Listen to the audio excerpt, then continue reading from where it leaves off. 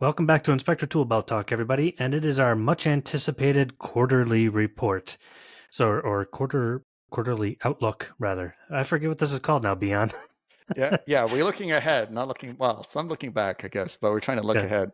Yeah, we're a little late with our Q2 market outlook, mostly because we had a couple of other podcast episodes that we already had in the works. And also, there was a few things that I wanted to see how they would play out over the past few weeks before we did the report, because I think that they actually mattered to our outlook. So a little Mm. late, but this is our Q2 market outlook and looking forward to it. But It seems like these are coming by really fast at the moment. It's like, I can't believe how fast these quarters are going by. Well, and that was the other thing is, to be perfectly frank, I'm like, didn't we just do a quarterly report? Right. Yeah, back in January. But that's good though, because the Q2 market outlook is always going to be one of the better ones because we're Yeah. heading into the spring market. Although last year's Q2 market outlook was a little dismal, Mm-hmm. but this year looking a lot better. Looking light years better. So let's dig in right into the information here. Should we start with the good news or bad news first, Bian? I always choose bad news so I can feel good at the end, Okay. Well, people might turn us off if they get too far into the bad news. Skip, fast So forward to yeah. the second half of the podcast. Well, why don't we mix it up a little bit? We'll do a Sure. little good news, a little bad news. First, bad news is that the market isn't changing in leaps and bounds. So even if you Google, real estate market projections and predictions and stuff like that, all of them say the same thing. You look at, there was many different websites that we looked at. NAR released some stuff, which is funny. Newsweek, Forbes, and all these industry experts, a lot of Wall Street, they all say the same thing. This isn't the year that the market, quote unquote, recovers, because that's what you see as one of the major search terms right now is 2024, the market recovery. Mm-hmm. And the answer is no, but a little bit. And the reason people are looking that up is because things are getting better. And there's the good news. Things are actually getting a lot better for a smaller pool of people. As we mentioned before, a lot of home inspectors went out of business last year and the year before. A lot of real estate agents have gone out of business. Some estimates are around 30 to 40% of real estate agents. And then even more, they're predicting, and even Nick Gromyko said on one of our previous episodes, that's getting rid of a lot of agents that were kind of low-hanging fruit that dropped to the ground anyways. Mm-hmm. And that's actually making a lot of room. So a smaller pool of people, smaller pool of houses and inspections, but it kind of equalizes a little bit better. So things are looking good on a smaller scale. My favorite word, anecdotally, I'm just seeing numbers go really great for a lot of guys that last year said, I'm going out of business or I'm getting a job. And I'm like, dude, hang in there. It'll get better. Are this year coming around saying, okay, I'm back on track. I'm Mm-hmm. back to, 2022 numbers and things are looking good. And a lot of them are saying too, 3 guys that were my main competition, only one of them's left, Mm-hmm. or this guy 2 towns over doesn't work anymore and he went back and he's a trucker again or went back into construction. Yeah. So that's the initial bad and good part of our market outlook. I think this next quarter is going to make everybody feel warm and fuzzy because it's going to be the best quarter that we have seen in a long time, and at Mm-hmm. least the past year or two. Mm. So there's my initial thoughts. What are your thoughts, Beyond? Yeah, I agree with that outlook. It fundamentally not a lot has changed. We still like the pressures on the market are still there. We still got high interest rates, and they started edging a little bit higher. We had that red hot jobs report, employment report, and uh, that was interesting because it's always interesting to see how like a strong economy. So okay, if your jobs report is hot, the Fed is interested in trying to keep inflation cooled. So we were hoping to see lower interest rates, but as long as the economy stays strong, you're probably not going to see those interest rates go down very soon, very quickly. But another interesting dynamic that some folks have commented on is the fact that because employment is so good, people are employed, they're feeling a bit more secure financially, and they may be more inclined to want to, make that house purchase. The other interesting thing, and this is again just anecdotally, not any sort of like data that I've gathered, but recently I've had a conversation with one of my neighbors down the road, and they are renting their property and have been for the last few years. Their hope was to be able to buy the house that they were living in. But with the increasing prices over the last few years, that's no longer affordable. But they're now looking at buying a house, but they've come to terms with the fact that it's not going to be this kind of house. They're going to have to look for something smaller, something more affordable. But they're coming to terms with the fact that that's just how it is for right now. So I don't know if that's an indication of a broader sentiment, but that's a good thing for us too, because all we care about is real estate transactions going up, and it looks like we should see the surge into the spring, like we always do. Although interesting, the last thing I'll say, and then just maybe get your feedback, is it seems year on year the numbers for this year are still a little below last year. But I wonder, maybe because the markets, individual markets, there's less service providers, there's less home inspectors available. Mm-hmm. So if the numbers are going up, even if it's not quite at what it was last year, for you locally, if you're still in the game, you're probably going to see more business. So anyways, that was just what you made me think of as I was listening to your comments there. Yeah, and you said that the last part of what you were saying there, exactly what I was trying to say. If there's $100 this year and there was $102 last year, even though we're slightly under, if you have 50 people to that $100 instead of 70 people to that $100, everybody's still getting a little bit more. So it's just basic math. There's less home inspectors in the market and less real estate agents in the market. But there's also some good things. It's funny you tell me about your neighbor renting the house. Industry experts are, and I said this actually, I want to say in the Q3 2022 market outlook, that what'll end up happening is people will finally resign themselves to the new norm of interest rates. And I've always said interest rates don't matter as much as we all think they do. It's just the easiest metric to look at. But interest rates are, in April anyways, of this year, 7.08% according to bank rate. So that's a big chunk. But what people are doing is they're like, well, okay, so interest rates aren't going down. Although they keep saying they will, and then they just go down and go back up again.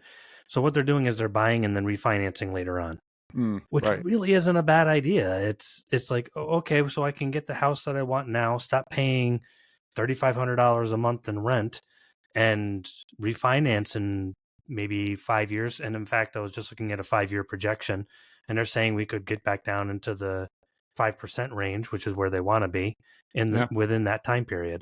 So it's actually not that bad. People still have to move because they work. They have to move because of family. And people that were waiting to move, they're like, oh, let me wait this out, are realizing now, a year and a half, 2 years later, okay, this isn't changing. So let's do it. Right. Because I mean, when you look at the actual dollar amount, so you were saying like over 5 years, that 2-3% higher interest rate that you're paying over those 5 years, what does that really represent in a dollar? I haven't done the calculations, but I guess people are looking at that amount and saying, well, it's not really that I'm willing to take that hit to make bigger moves and bigger decisions in my life. So it is interesting to see how that is driving things. But among home inspectors, their perception, the feeling is things are coming back. This is looking good. This is feeling a lot better. And that makes me happy. Well, yeah, it's not only a general feeling, but there's real numbers from inspection companies in local areas to say, here were our numbers last year, here are our numbers this year. Reporting states are showing improved numbers. One of the metrics that we look at for home inspections is how long a house sits on the market. So recently, it went up from 34 days on the market to 38 days on the market. So first of all, that doesn't seem great. Like you may be sitting there thinking, oh man, that doesn't seem like very long. It sits on there for a month. And 4 days It's like, that's not much either. But when you consider that the average house, when the market was at its hottest, sat on the market for a week, and only sat on the market for a week so that they could collect all of the offers that they were getting in, that's a huge jump. So 4 days is sometimes how long a house would sit on the market, and we've increased that much. Right. So the longer a house sits on the market, the less likely a skipped inspection situation is going to happen. So more houses on the market are getting an inspection. A house that sits on the market for 5 days, almost guaranteed to skip an inspection. House that sits on the market for 34 days, very likely that house is getting a home inspection. So that's also contributing to an increase for home inspectors, is skipped inspections are on a downward trend. Also, agents have felt the burn. I say agents. Agencies would be a better situation. So if, let's say you're Keller Williams and you're dealing with 6 lawsuits right now in the state that you operate in, of people suing you because there was no home inspection and your agent made you waive it, or quote unquote, the client felt like you made them waive it to get the house, you're going to rethink your policy and say, listen, guys, make sure you get inspections. So skipped inspections is on a downward trend. So that's also helping. Same number of sales approximately, not that much difference, I should say, but more inspections actually happening. So that's a good thing. Yeah. I wonder if this whole like NAR settlement thing will ultimately result in an uptick in inspections. I don't know. I guess we'll have to see, because especially guys who are going with like no buyer's agent, their one thing they're going to be relying heavily on is the home inspector. But I don't know. That's just in my own mind. I'm not sure if that's actually what we're going to see happening. Well, we've talked about that on that previous podcast that we did on that just a few weeks ago. I don't think it's going to make a huge dent, but I do think it contributes to more inspections. I really do. Also, I mean, we haven't really seen the fallout of it. July is That's when true. everything is going to happen. Yeah. And then on top of that, something that happened in between our last podcast on this one is the lawsuit was settled. But is it called an injunction beyond? I forget what it is. Not an injunction. It's something where the Department of Justice, the DOJ, inserted themselves and says, this settlement does not cancel our case against you. We're investigating you still. Yeah. So yeah, I don't know what that's called. There was a previous injunction that was in place where they couldn't continue their investigation, but they got that cleared. And I think we'll have to call Nick. He knows all about injunctions. He'll know if we're using the right thing, the right terminology or not. I think it was a reverse injunction, like it removed the injunction. Okay, yeah. So you it said was injunction basically so much. Injunction. It doesn't sound like a word injunction. anymore. But yeah, so I think whatever blocker it was cleared. So they're now free to investigate, which will be interesting too. So we'll see how that pans out. Another interesting nugget, and I don't mean to like divert our podcast, but it is kind of current stuff that's happening. I was seeing that there was some commentary made about like VA loans, for example. They are now requiring a buyer's agent contract to be signed. They will not issue loans without you having buyer representation. And that was interesting. So there's actually, we are diverting a little bit, but in my research, I actually noticed that, and I didn't really think about that. So we do a lot of VA loan inspections in my area. I would say at any given time, maybe a third of our inspections have to do with a VA loan, and they always have these requirements, and you have to meet these things. One of the requirements is that the seller can't pay the buyer's agent. Okay. Yep. But interestingly, there's some other stuff, and I'm probably getting it wrong because it gets complicated. Like in certain VA loans, you can't have the buyer pay for the. Oh no, that was it. The buyer can't pay for certain things. Like the buyer can't pay for the wood destroying insect. So we always had to do a workaround because New York state law says we can't accept any payment from the seller if they're not our client. Okay. So we always had to have like this whole thing, and the seller would reimburse the buyer. But the new NAR settlement makes a VA loan technically impossible. So they're actually trying to work out a workaround for that right now. And they don't have long to do it. But I forget the exact reasons why. But yeah, that's a side point. I didn't dig too far into that. But no, that's interesting. They're going to have to change the policies or how they go about this whole change July 1st, because there's a lot of VA loans out there. Yeah, we'll keep an eye on it. And if your particular area is quite affected by, if a lot of your business comes from clients who are getting VA loans, we'll keep an eye on it for you and report back. But that was something interesting I just noticed as well. Yeah, something else I noticed there too is in California, home prices are starting to go down in localized areas in weird ways. So in San Diego, the one article I was looking at, they ended up selling a condo that they bought just a couple of years ago for 1.2 million, and they sold it for just under 700,000, almost exactly half. And that is unheard of for California. That's rough. In fact, Newsweek, an article that reported on part of this, said that San Diego, 20% of homes are taking a loss on their sale. Wow. That's unheard of again for California. They're always kind of the odd man out. Because it's funny, if you go to Forbes housing market website, they have this cool little map, and you can hover over each one of the states, and it'll tell you the value of the average home today, value of 1 year ago, and the average value of a home 5 years ago. Yeah. So California is like nutty. It's like 5 years ago, 549,000. 1 year ago, 743,000. Value today, 785,000. I'm like, oh, those are good numbers. But when you actually compare them to other states, it's not. Like you get New York. Average value of a home 5 years ago, 287,000. Holy moly. Value 1 year ago, 398. Value today, 428. Your state in Florida, it goes from 248 to 396 to 409. Yeah. So California is actually one of the first times lagging behind a little bit numerically, percentage-wise, over other states, but in localized areas, taking a big kick to the face. But that's actually good for home inspectors. So that house that sells for half price and sat on the market for nearly a year means inventory goes up. That's what we wait for. The longer a house sits on the market, the more inventory there is. The more inventory there is, the more times a buyer will...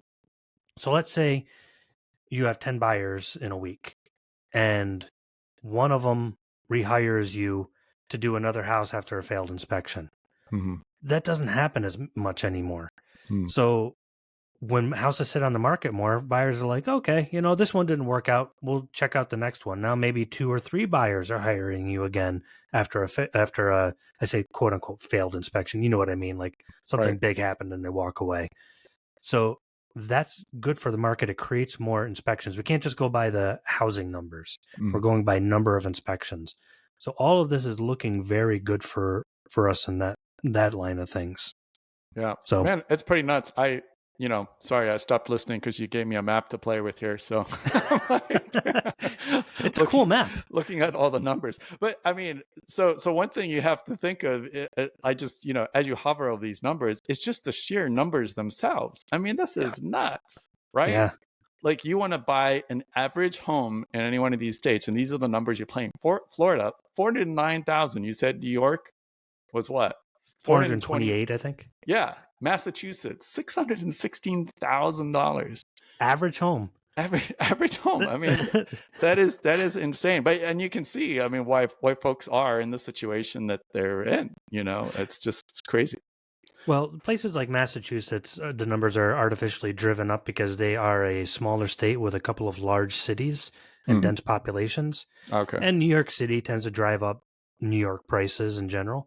You go to like West Virginia and stuff like that, the numbers are going to be, 114, 149, and then 155.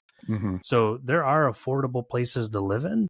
But interestingly, the difference in average income between a place like West Virginia and New York is not a disparaging difference. It's nominal at best. It's just pushing people out of areas like California. There's what they're calling a mass exodus. I'm not calling it a mass exodus, but the places like Arizona and California, people are leaving to come back east, which hasn't happened in years. People are coming back from Florida to go to New York. Yeah. But effectively, it shows that if you bought your house 5 years ago, the value of your house has almost doubled. Right. in almost everywhere. Right. And it's nuts. I know my house, I bought my house that I'm in now in 2015. Dude, it's more than doubled. Wow. And I can't believe the numbers. Even if it dropped dramatically, I'd still be making out way better than I ever imagined. Yeah. It's nuts. So if you sold now and moved to Arkansas or Louisiana, you'd make out really well. Yeah, exactly. Except I don't like the heat. I'm a cold weather guy. Yeah, no, look, for sure. But it is interesting to see that. And I think all our listeners, depending on which state you're in, you know all the details of these stories and these numbers because you've lived through them for the last 5 years and seen how it's affected things. But yeah, that's interesting. So I don't know. Should we go this far? I wanted to ask you about 2025. Have you got any like inklings about that? Do you want to go that far yet, or what are you thinking? Well, I would like to stick to Q2. Yeah. But just as a side point on 2025, I said this in our last Q1 podcast in January. 2024 is not going to be, a banner year with fireworks and amazingness, but we're out of the nosedive and we're pulling up. And that I am super thrilled with. The April, May, and June, I think are going to make us feel really good. There are more inspections out there, even though we may hear agents say, "Oh, everything's down, everything's this." There's actually more inspections out there. We're going to get more direct to consumer. I've had guys. Oh, I wanted to talk about this guy. Don't let me forget about this guy that called me. And he didn't even know about our podcast. Shame on him, first of all. But where's it hiding under a, I don't know, rock somewhere? I don't know. I actually had never heard of podcasts. Oh, he's that like, rock. He's like, is that like a radio show? But Q2, I really think this is going to be our feel good quarter. We're seeing things on the market longer. We're going to be doing real inspections again. I've not seen in the past 2 years less walk and talk inspections happening. I'm feeling really great. We're out of the nosedive. We're pulling up. 2025 into 2027 is really when we're going to start to see numbers big again. And actually, towards the later portion of 2027 and 2029, I think we're going to see another boom like we did back in 2020, which is not just because of the 10-year cycle, but just how the market's going. It's just going to be right about on it. I like the upward part of the boom. I hate the boom itself and the time after it. So 2025 to 2028 is really going to be the sweet spot. Okay, cool. I really think that's going to be awesome. So then based on, if you're a home inspector right now, based on your current numbers, we could say that the drama is kind of subsiding and you're going to look more at kind of an annual cycle of the market as opposed to the wild rides we've been having the last few years. Yeah, 2020 to 20 and through 2023 were the most dramatic. If you looked at it on a chart, it was off the chart, just right off the paper. Never seen anything like it. I think that is done, and I think the market's gonna normalize over the next 5 to 6 years, and it's gonna be a good time for home inspectors. This year, we're still gonna, it's not like we're gonna be like, oh man, I'm gonna go hire 5 more guys this year, and this is gonna be their best year ever. There are some guys actually having their best year right now, but man, if you had started last year, I said this too. I'm like, if you had started last year, you're doing good this year because you got all the junk out of the way. Half your competition's gone. And now this is the year where things really pick up. Awesome. So it's good, but it is a changing market too. And so going back to that guy that doesn't listen to podcasts, he said, Ian, I don't know. He was talking to me about a website and marketing. He goes, I've had the same agents referring me for the past 10 years. And then all of a sudden, I don't know what happened. It was like they all went out of business. And then I don't have any agents. And then I have to figure out how to market to consumers and get new agents. And I'm like, oh, were some people nervous about the NAR lawsuit? He goes, yeah, at least a couple of my best agents are like, oh, this is a good time to retire. I'm like, huh, I wonder where you could have heard that. And we were laughing about it. He's such a cool guy. But he's like, it is a changing market, and he's like, I'm seeing it boots on the ground. Interesting. That it's not the same game show. There's a different wheel to spin, and there's a different host. Yeah. And we need to change our methods a little bit. You know, it'll swing back around. I think it'll come back around to agents again, but I think there's enough of a percentage of the market where you have to grab direct to consumer, because we're going to lose more agents. So if 30 to 40% of agents are gone, let's say that trickles down to us and we have 100 referring agents and we just lost 30 or 40 of them. Oh no, well, we can survive. But now July comes around. What happens if we lose 5 or 10% more, or 30 to 40% more? That would be a very dramatic number. But there's already people that are like burned coming out of 2023 as agents, and this might just be the last kick to the shin that says, all right, I'm retiring. I know lots of people, lots of agents, not just, I'm not saying people, lots of agents and brokers that are like, you know, I'm just going to retire. You know, it was fun and I'm done. But those were the agents that were my favorite, you know. They always sent us 10 to 20 inspections a year, great to work with, never had problems. And those are the ones who are going to go out of business because they're retired. And then the low-hanging ones that are just like, you know, hey, I bought this new these new snakeskin shoes with metal tips on them, and my Ferrari outside because I did one deal last year. Those guys are going to be gone too. Yeah. It'll be interesting to see how it shakes out and how it affects things, and it will take a while to figure out what the new market looks like. I'm excited to see what new opportunities we can identify and help our listeners with as well, because they are going to be new opportunities. It's just figuring out which ones pan out. We kind of touched on it before, but seeing which ones pan out and how you can take advantage of them. I think it's actually kind of an exciting time for home inspectors if you play it well. So, there are guys out there right now call me and ask me my opinion on things, and they are just, there's one who's starting a I think he had a name for his company, like The Closers or something. Okay. And that's basically, he's not doing a showing service or anything, but he's taking a spin on that of like, oh, okay, so it's really hard for these agents to get to closing now. How can I facilitate that? And he's starting a company of just, I'm not going to get into details of it, as some of it is proprietary, but the concept's not. It's actually been done before, but there's more of that coming out. Guys are talking more about even doing showing service, pre-listing inspections. They're coming back around too. I love pre-listing inspections. But either way, there's going to be a lot of there's already opportunity, and there's a lot of new opportunity too. Cool. Coming down the pike. Cool. Well, this all feels oddly optimistic after all that negativity we've had for such a long time. Well, which one? We skipped one of our our quarterly podcasts. I think it was Q3 last year, because we're like, oh yeah, I was like, we can't stomach this. What's this the stinks. use? We're just gonna depress everybody and tell them what they know already. Yeah, no, I feel good about this. I don't know if the listeners can hear me smile, but it's good. And interestingly, I kind of talk sometimes, and I have my own opinions.